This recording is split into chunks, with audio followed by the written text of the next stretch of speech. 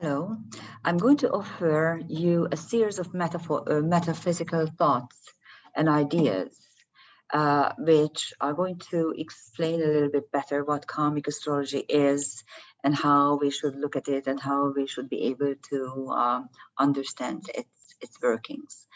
And the very first of the series is going to be on dimensions.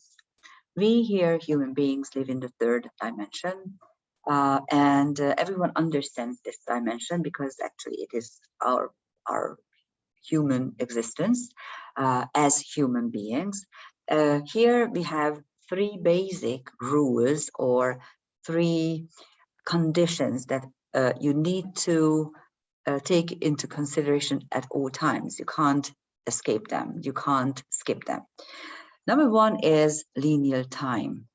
We are being born, and then we grow up, we work as adults, then we have our lives, then we get old, and then we later on we die, or at any point, really, at any point in time, once we are born, one thing is sure, that we are going to die.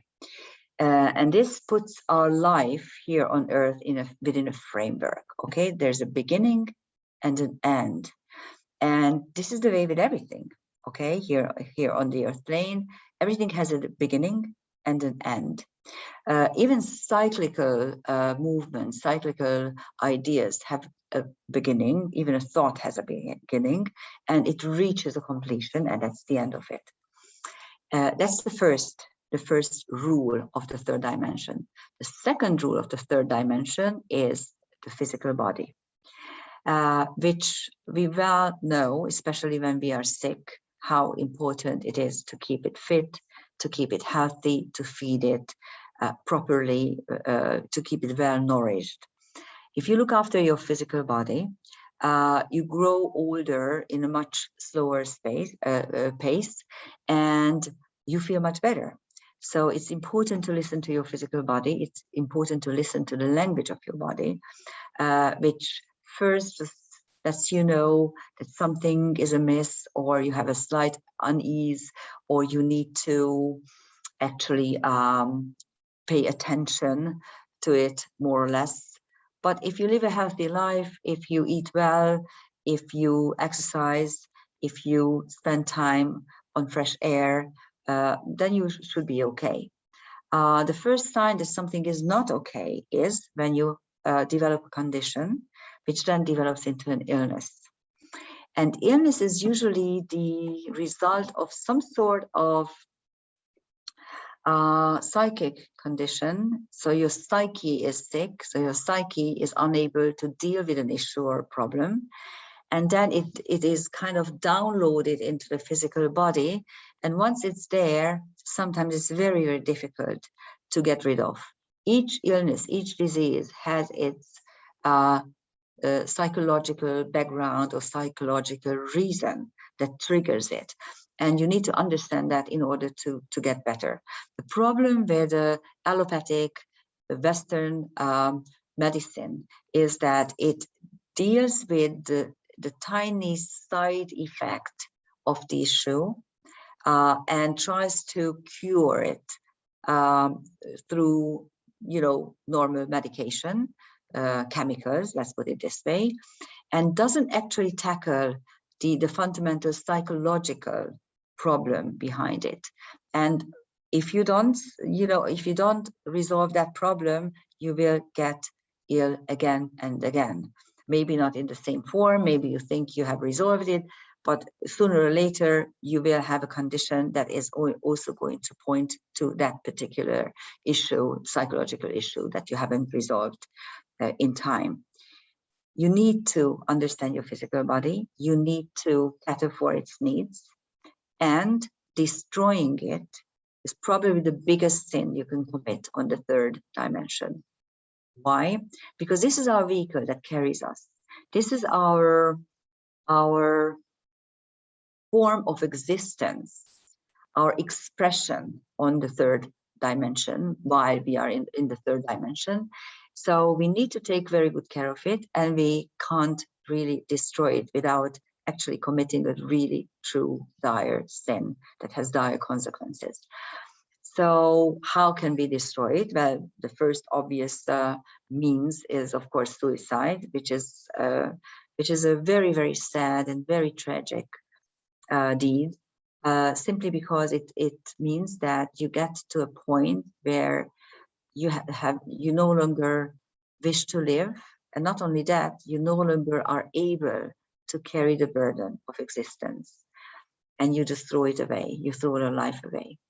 But if you live a reckless life, if you have all kinds of substance abuses, alcohol, drugs, medications, you name it, that is also a form of suicide. When you are seriously obese and don't take good care of yourself, that's also a form of suicide. So there are many, many ways you can actually suicide yourself. I don't know whether such a word exists, I just made it. But it simply means that no matter how you do it, it's still a grave sin. You can say in the biblical sense, I don't care, I mean, or in the metaphysical sense. And usually when the soul commits something like that and reflects upon these deeds up there, once, you know, it leaves physical existence, so the in-between life space, let's put it this way, it's a very, very difficult thing to actually come to grips with it, and to somehow make recompenses or rectifications. I don't even know how to express this, because there's always invariably there is a need to make it good, to somehow make it up to ourselves once that we destroyed it. And there are certain words that are actually described by the fixed stars. Some of the fixed stars are very much linked to suicide victims and the healing of suicide victims. We are going to talk about that as well. So destroying your physical body is something that is a terrible, terrible mistake. So please don't take good care of your physical body. So consider time. That's the first rule of the third dimension. Consider your physical body, the needs of it. That's the second rule. And the third rule is the ego. And now I can hear you. Some of you who actually fell prone to some gurus or some esoteric schools which teach you that you should get rid of your ego, you should shed your ego. And it's simply not true. Up there on the higher levels of the universe, everything is one, and everything is operating at the same time. Everything is happening at the same time. There's no time. It's actually no space in the third dimensional concept. Okay, it's a very, very different thing up there. And there, obviously, we don't own an ego. But in order to function well in the third dimension, we need an ego. Let's face it, we do need an ego. And it is our vehicle to exercise free will, and what's even more, to take responsibility for our deeds, for our decisions, for our free choices. Going back to time, just for one more time, as I said, time has a beginning and an end with most 3D features. And there's an interesting thing how the pace of time is simply reversing, because when you are a child, time is just eternal, and time goes so slowly, and it's so difficult to wait for the next day, or to wait for vacation, or to wait for your birthday. It's just it seems like eternity. And then as you get older, time shrinks and gets more precious. And actually, when you get to your second Saturn return, which is about 59 years, and you enter the third phase of your life, you realize that you won't have time too much. You won't have too much time. Both are correct if you come to think of it. And that it is very, very important to spend your time with those who you love and with things that you love to do. So time has a very, very different meaning when you are a child, and it gets a very different aspect when you are a grown-up, and especially when you are old. So time, the physical body, and the ego, these are the three cornerstones of the third dimension. But what are the lesser and the higher dimensions? How can they be expressed by maybe astrology? I'm a karmic astrologer after all, and this is my trade, and I really look at everything through the lenses of a karmic astrologer. Now, the first dimension is the dot, a dot. And a dot, which is very, very hard to notice anywhere, because really it's just a speck. But in symbology, the dot often represents eternity, because it is something that doesn't even exist, and then you have to make it happen, and then everything can develop out of it. So it's already functioning. It's already manifest. It's not yet manifesting. It's everything is in there, and it can grow into anything really. So it's the potential that carries everything and contains everything, but we don't know yet what it's going to be. And the plane, the second dimension, the plane, is something that you can draw. Okay, it is a cartoon word, and you might say that nothing is really functioning in a cartoon, but I say yes. I mean, look at Tom and Jerry, look at any of the cartoons. It describes a world where things are possible, and actually things are more possible than, or differently possible than in the third dimension, our physical world. So the second dimension is something that you can use when you want to understand how the obstacles of the third dimension can be overcome. I will explain to you how. If you consider a word that you are drawing on a piece of paper, and you have two specks or two little icons, those little icons can move around freely, and you can push them in this direction and that direction, until a very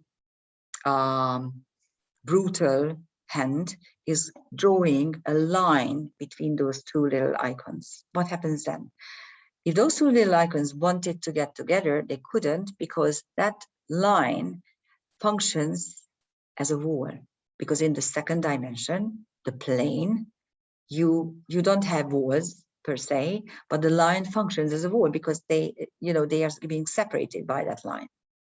And of course, we here on the third dimension realize that this is just an illusion. We can hop over the line, yes, but from the third dimension only. If we lived in a two-dimensional world, that line would be a serious obstacle. We would never overcome it.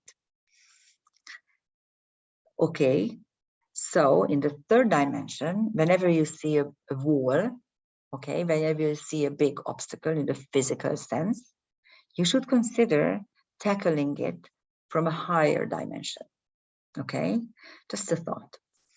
What is the fourth dimension? Well, the fourth dimension is actually a not very nice place. It's the astral plane.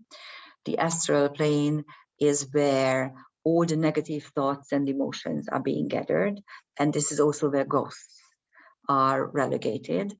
Those souls who are unable to move towards the light after death, for many, many reasons, because they die alone, nobody's saying a prayer, nobody's helping them to cross over, nobody's opening a light channel for them, for many reasons. They may get stuck in the fourth dimension, and it's a dark, gloomy place where, for instance, drug addicts and alcoholics look into and see very often. If you read Stephen King's novels, he was a serious alcoholic. That's exactly what he might have probably seen because, you know, he just fried his brains with the usage of alcohol. And very often drug users look into the fourth dimension, and they're getting very, very scared. There's one celestial object that is linked to the fourth dimension. But before I actually go into that, let's previously say that the 7 visible planets are all linked to the third dimension. So the sun, the moon, so the 2 luminaries, and up till Jupiter and Saturn, okay, Mars, Venus, Mercury, Jupiter and Saturn are all parts of the third dimension. They're all visible by the naked eye, and they describe our comings and goings in the third dimension in the regular scope of life. As for the fourth dimension, we have one planet, which is not really a planet, satellite.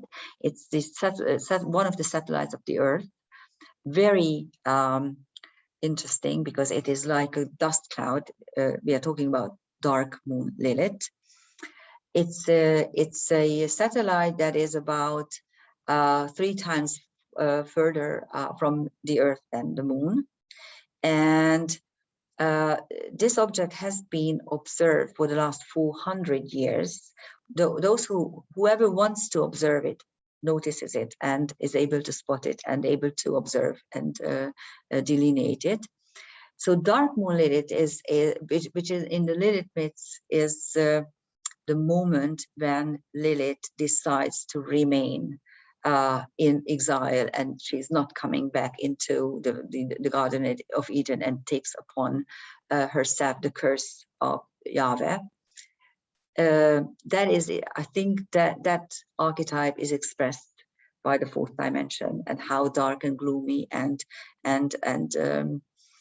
ugly it is, and really the bad feelings, hurt and remorse and jealousy and rage, anger are all linked to the fourth dimension. That is where our negative emotions are gathering. The fifth and sixth dimensions are already what I call the light dimensions, where light is manifesting, and these two can be observed from the third dimension, from our world, and they are being expressed by the transcendental objects. If you look at the fifth dimension, those are times when you use your physical body for something else, not just the everyday regular things, but for instance, you are dancing or you are creating something. Artistic creation is very much linked to the fifth dimension. These are creating altered states of consciousness, which might be quite long, which are not substance abuse induced, but they are, so we are not abusing the substance, but they are just either spontaneous or we are actually triggering it through some sort of action. And these are carrying you up into an energy level where everything is possible, where your fantasy is creating something. You can do it with your physical body, dancing, singing. You can you also do it with your creative endeavors, you know, composing or drawing or sculpting or painting, something like that, or writing. Actually, writing. So writing is or reading a book and losing yourself in a book is also linked to the fifth dimension. It carries you up higher. You forget about the third dimension. You actually even forget about the trials and tribulations of the third dimension, because what happens here is that you are transported into a higher and altered state of consciousness where you suddenly forget about your bodily needs. Think about when you dance and you're dancing and you're having the blast, and then all of a sudden the music stops and you get back into the third dimension, into your physical being, and you realize that you're thirsty. And like 2 minutes before, you haven't. You weren't thirsty, or you weren't realizing that you were. So that's a very, very typical fifth dimensional manifestation. And the sixth dimension is something that in the human existence are those very, very sharp, very short but sharp, intense moments of pure joy. Orgasm is one of them. Ecstasy, pure ecstasy. Okay, when you feel like a burst of joy for like a couple of seconds. It usually lasts for seconds. Okay, maybe 20 seconds for most, but it usually carries you up to the sixth dimension and drops you down to the third, because the human body is not made for the sixth dimension. We don't have physical bodies in the sixth dimension. The fifth is some kind of in-between energy where you can still feel your physical body, and it's easier to come back. But the sixth is so much higher, 3 times higher than the third. Think about it. That you're simply unable to actually live in it for more than a couple of seconds, really. And these dimensions are described by the transcendental celestial objects. First and foremost, Neptune and Uranus. Neptune gives you long periods of inspiration and unconditional love. Uranus gives you flashes of inspiration, aha, manifestations. And Pluto, which is not a planet anymore, it is a TNO, it's a centaur in karmic astrology. Pluto is responsible for transforming, totally transforming experiences that have really put you into a different space. And the rest of the centaurs as well. Chiron, which is the key of 3D existence, because it manifests through our karmic wounds and our abilities that can be drawn by our karmic wounds, and all the rest of the centaurs, and especially the fixed stars. Now, fixed stars are interesting because they are transcendent both in time and space. Think about it. You see the stars every night, okay? Especially when it's clear, especially when you don't live in a big city with high rises and light pollution. And those stars have always been there, okay? And they don't seem to move, okay? They are very, very slow. That's why they are called fixed stars, because they move only 1 degree every 72 years. That's like something that there's no way you can actually notice it by the naked eye. And so you see them, but the light they are carrying may have started 2-3 million light years ago. And you still see it now. And the photons behave like they know how you observe them. So you see them, they are not part of the solar system, so not part of the normal human existence. At the same time, they are part of our life. So that's why they are very, very strange. They are all higher dimensional worlds. Anything above the fourth and even above the seventh, because the seventh dimension is the soul pool, where all the human souls can gather and become one. But there are higher ones as well. It's very, very difficult to see into them, but sometimes through meditation or through music, you can get carried up there as well. And the fixed stars are those worlds where you can actually go as a light shaft, or as your light being, and experience things that you would never be able to experience on the third dimension. These are the dimensions. This is how I look at them. And we are going to continue this little metaphysical thinking and discussion. And next time I'm going to talk to you about how the human personality is made up, what are its layers, and how can you understand them, and how are they manifesting. Goodbye.